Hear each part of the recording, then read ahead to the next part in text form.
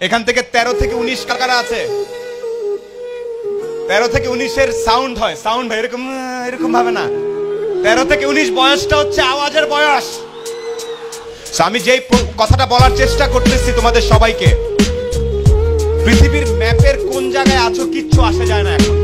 আবারও তোমাদেরকে বলি, যারা ইয়াং এখানে 13, 14, 15, 16 ভাবতেছো আমি তো সিংড়া, আমি তো নাটোর, আমি কি পারবো, আমি তো এখনো বডি স্প্রে ব্যবহার করতে পারি না, আমার তো জামাটা লুজ, আমার তো টাকা নাই, কি হবে, আমি তো চুলের স্টাইল পারি না।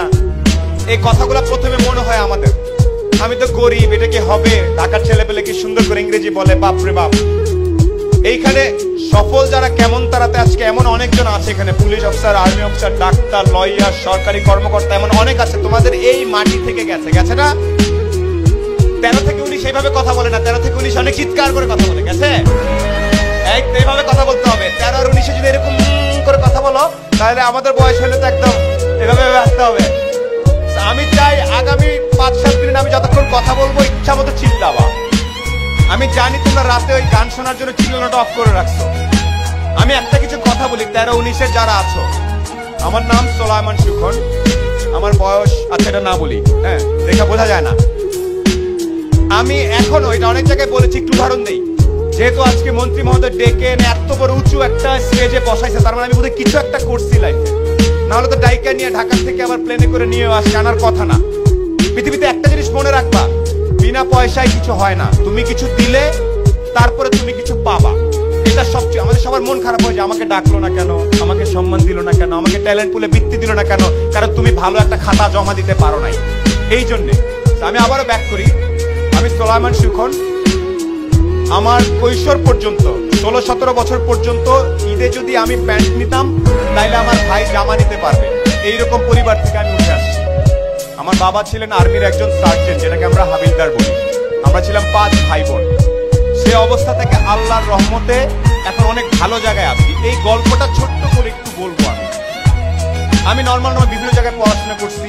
গাড়ির সিট বেল্ট কেমনে বাঁধতে হয় সেটা আমি আসলে 18 বছর পর্যন্ত জানতাম না। গাড়ির সিট বেল্ট এদিক থেকে টাই লাইনে এদিকে বাঁধতে আমি জানতাম না।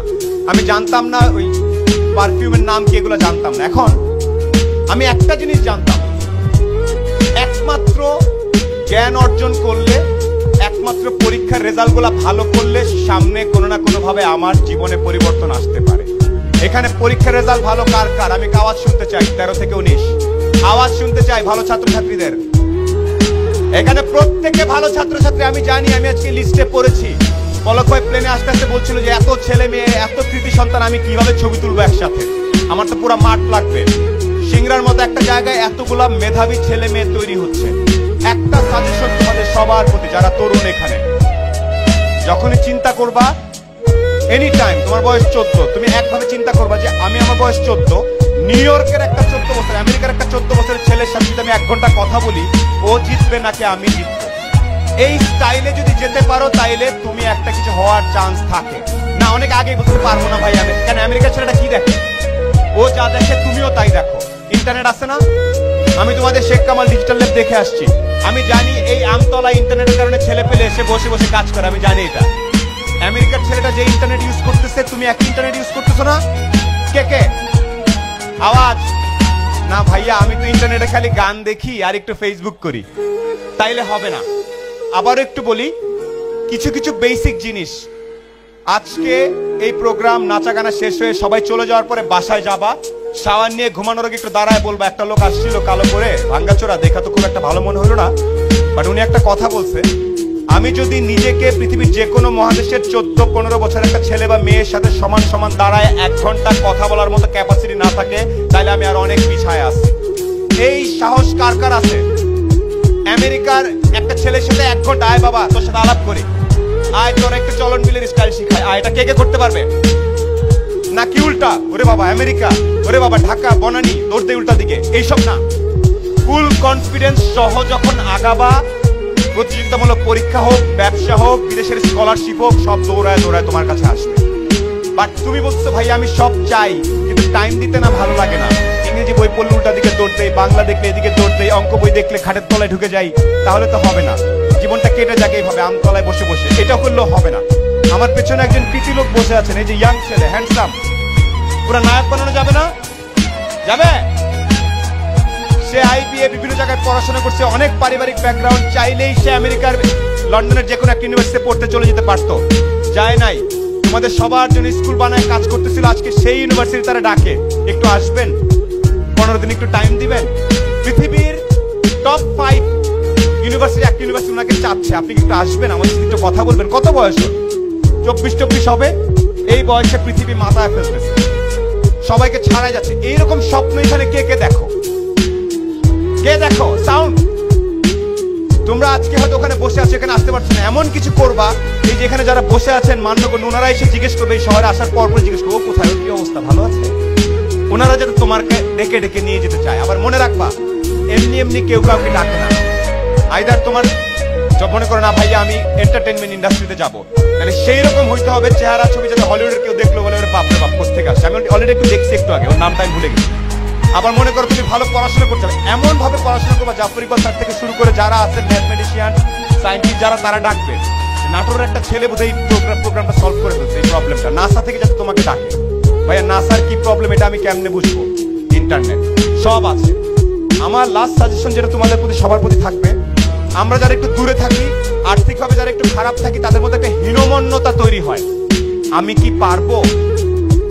তোমার কাপড়ে চোপড়ে ড্রেসে কিচ্ছু আসা যায় না। তোমার আসল স্মার্টনেসটা কোথায় কে বলতে পারবে? মাথার ভেতরে। আমাকে সবাই একটু বলুন, আসল স্মার্টনেস কোথায়? মাথার চুল স্টাইল করে কাটলে কি স্মার্ট হয়ে গেলাম? মাথার ভিতরে জিনিস থাকলে তুমি স্মার্ট হবে। আমি আবারও তোমাদের সবার প্রতি এখানে বলবো, যার যেই বইগুলো আছে, মনে করো আচ্ছা আমি ক্লাস 9-এ পড়ি, এই 10টা বই, এভাবে তাকাবা, 10টা বই দেখি তো, দে তো, শেষ, রাখ। ফিনিশ করে পড়ানোর আগে টিচারের সাথে ওইটা নিয়ে তুমি উল্টা কনসাল্ট করবে। স্যার 14 নম্বর চ্যাপ্টারের ওই থিওরিটা আইসল্যান্ডের একজন দিছিল, বাট আমার মনে হয় আমি এর থেকে একটু ভালো একটা জিনিস চিন্তা ভাবনা করছি, শুনবেন নাকি? এই লেভেলে আলাপ করবা। মানে না, আমরা কি আলাপ করি?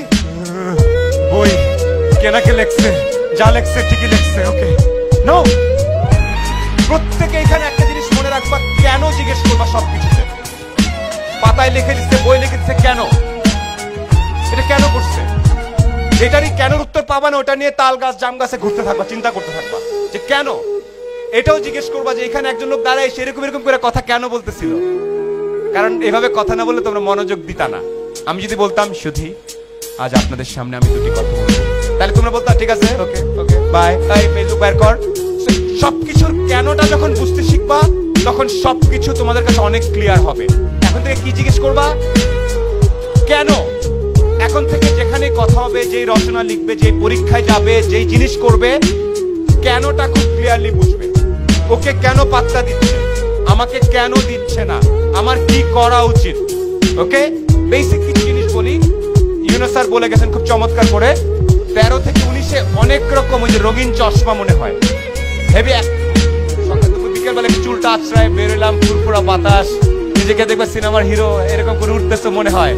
পাঁচ দিয়ে একজন মেয়ে যাচ্ছে, একটা বাজে কথা বলে দিলাম, স্মার্টনেস না।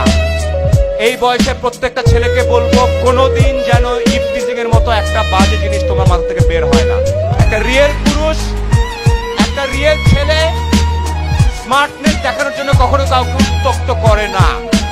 তোমাদের এই এলাকার প্রত্যেকটা মেয়ে যেন স্মার্টলি নির্ভয়ে পড়াশোনা হাঁটাচলা করতে পারে, সেটা ছেলেদের দায়িত্ব। তোমাদের করতে পারবে তোমরা? এইটা হচ্ছে 1 নাম্বার স্মার্টনেস। 2 নাম্বার,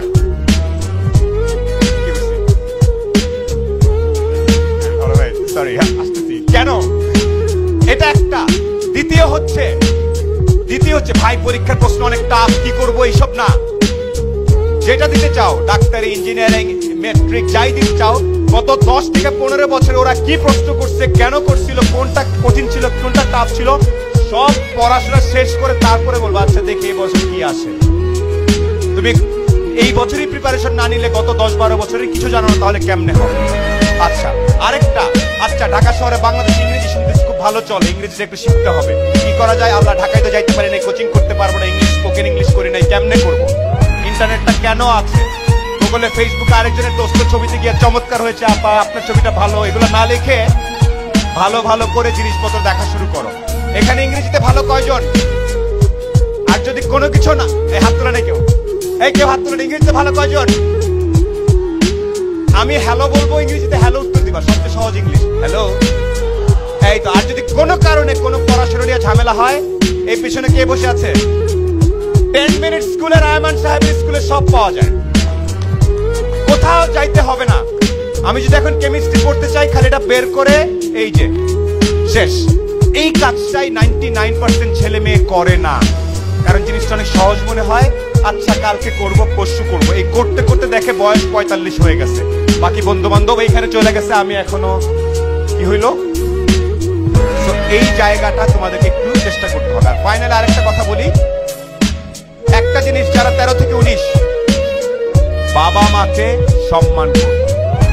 একটু বয়স হলে একটু লাল নীল জামা পরলে মনে হয় আব্বা বোঝো না তুমি, তো তুমি বয়সে তো নো, আব্বা আম্মা বুঝে বইলাই তুমি আজকে এখানে আসছো। 18-19 বছর বয়সে যখন মনে হবে যে এরকম এরকম, এটা বাদ দিয়ে একটু ঠান্ডা মাথা, আব্বা কেন বললো না যাইতে ওর সাথে, আব্বা কেন ওইটা করতে বললো, আম্মা কেন বললো, এই সম্মানটা করবা। করবা এই না বাপ্পার জন্য চিল্লা পাগল হয়ে যাওয়ার কথা, করবা।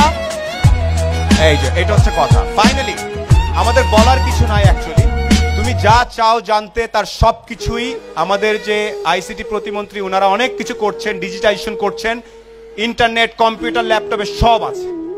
আপনি যা দেখেন, আমাকে যে কেউ বলেন ভাই আমি আজকে আলু ভর্তা রান্না করবো, আছে। ভাই আমি আজকে বিসিএস এর পরীক্ষা দিব, ওইটাও আছে। ভাই আমি আমেরিকা যাই পিএইচডি করবো, ওইটাও আছে ওখানে দেওয়া। তোমাকে জাস্ট খুঁজে বের করতে হবে। আমাকে এখন কেউ বলে যে ভাই আমি তো জানি না, এই কথাটা আর বলা যাবে না এখন, আমরা সবাই জানি। আমরা যাই দেখলাম 32টা ল্যাপটপ ডেলের শেখ কামাল ল্যাবের মধ্যে, সুন্দর, জেলখানাকে কনভার্ট করে ফেলছে। জেলখানা ছিল, ওইটাকে কনভার্ট করে ডিজিটাল ল্যাব বানায় ফেলছে। এখন ম্যাক্সিমাম যারা 13 থেকে 19 ভাববে আয় বেটা জেলখানা ছিল, যাই কি করবি, দূর বাদ দে, চল। এদিকে যাবে একটা গ্রুপ, আর আরেকটা গ্রুপ চিন্তা করবে আচ্ছা জেলখানাকে কনভার্ট করছে, একটু দেখি তো ভিতরে গিয়ে কি। এই ডিফারেন্সটা তুমি কোন দলে সেটা তুমি ডিসাইড করবা। তুমি কি আজকে স্মার্ট আর 23 বছর বয়সে ফুটুর, নাকি আজকে একটু খ্যাত, আজকে একটু মদন থাকবো, 23-24 পর থেকে এরকম স্টাইলে ঘুরবো, যা আছে করবো, মানুষের সেবা করবো। বুঝতে পারছি? ফাইনালি একটা উদাহরণ দেই, এটাকে কেউ আমার তোষামত বা কিছু মনে করবে না, মন থেকে বলছি। পলক ভাইকে আমি পার্সোনালি প্রচন্ড পছন্দ করি, এখানেও আছে, মাটির মধ্যে বসে খাইতেছে দেখি ছবিতে, একটু পরে দেখি নিউ ইয়র্কে ইকোনমিক ফোরামে বসে ঠিকই স্যুট পরে কথা বলতেছে। বুঝতেছো তুমি? তোমাদের এলাকার একজন লোক মাটিতে বসে খাইতেছে, একটু পরে দাভোসে যাচ্ছে, একটু পরে নিউ ইয়র্কে যাচ্ছে, একটু পরে আইবিএম এর মতো বড় কোম্পানির সাথে কথা বলতেছে। এটা কেমনে সম্ভব? এই এলাকার তো, রাইট? উনি যদি দাভোস নিউ ইয়র্কে যায়, তোমাদের প্ল্যান হবে উনি তো মাত্র পলক স্যার, উনি তো মাত্র নিউ ইয়র্ক পর্যন্ত গেছে, ঠিক আছে আমি মঙ্গল বৃহস্পতি এগুলো একটু প্ল্যান করে নিই, আমি পৃথিবীর বাইরে যাব, যাতে উনি এসে পরে ডাকে আমাদেরকে। পারবে? The world is not enough. James bond একটা মুভি আছে, শুধু পৃথিবী না, তোমরা চিন্তা করবে এর বাইরে কি কি করা যায়। আমি চাই যাতে আমরা পরবর্তীতে শুনবো সিংড়া থেকে, নাটোর থেকে ছেলে পেলে ওই যে মহাকাশে নাসা এইসব, এই লেভেলে চিন্তা করবা। ঢাকা বাংলাদেশ অনেক পরের ব্যাপার, এর বাইরে চিন্তা করবা তরুণ তরুণীরা। তো আমার পক্ষ থেকে অসংখ্য ধন্যবাদ। আমি ঘেমে গেছি, অনেক কিছু বলার ছিল, এখানে অনেক মুরব্বীরা আছেন, আরো ডিটেলস আমরা কথা বলবো। পারবে তোমরা? আমার পেছনে একজন স্বর্ণ কিশোরী দাঁড়িয়ে আছে, তোমরা জানো? কে কে জানো? জোরে। এরকম আরো 10 জন 20 জনকে আমরা দেখতে চাই এখান থেকে, ঠিক আছে? এই বয়সটা খুব ইন্টারেস্টিং, পাগল পাগল লাগে। এই টাইমটা একটু কন্ট্রোল করতে পারলে সুপারস্টার স্টাইলে সারা লাইফ কাটাইতে পারবা। আর এখন আমার চিনস এই করতে করতে থাকলে পরে তোমার কেউ চিনবে না। পড়াশোনা, বাপ মাকে শ্রদ্ধা, ছেলে মেয়ের সবাইকে সম্মান করা, এবং যেখান থেকে নলেজ দরকার গ্যাদার করবা নলেজ। যে বন্ধুরা আতেল মনে হয় ওর সাথে বেশি টাইম কাটাবা, দোস্ত অঙ্কটা বোঝা, ঘটনাটা কি। এইভাবে তোমরা আগালে একটা সুন্দর ভবিষ্যৎ হবে, আর সকল ফ্যাসিলিটিস তৈরি করা আছে। অসংখ্য ধন্যবাদ আমার সাইড থেকে। আর আয়মান সাহেবের স্কুলে সব আছে, আর সকল ফ্যাসিলিটিস খুব সুন্দরভাবে তৈরি করে দেওয়া আছে। আর হীনমন্যতায় ভোগা যাবে না, আমি কালো, আমি চলনবিল, আমি অমুক, আমার পায়ে কাদা, আমার আব্বা কৃষক, একদম এগুলো মাথায় আনা যাবে না। মানুষকে সম্মান করবা শুধুমাত্র তার মাথার জন্য, সুটের কাট, স্টাইল এগুলোর জন্য না। আমাকে করতে পারো, আজকে আমাকে সুন্দর দেখাচ্ছে, ঠিক আছে? তো অসংখ্য ধন্যবাদ আমার সাইড থেকে। আসসালামু আলাইকুম, শুভ বিকেল।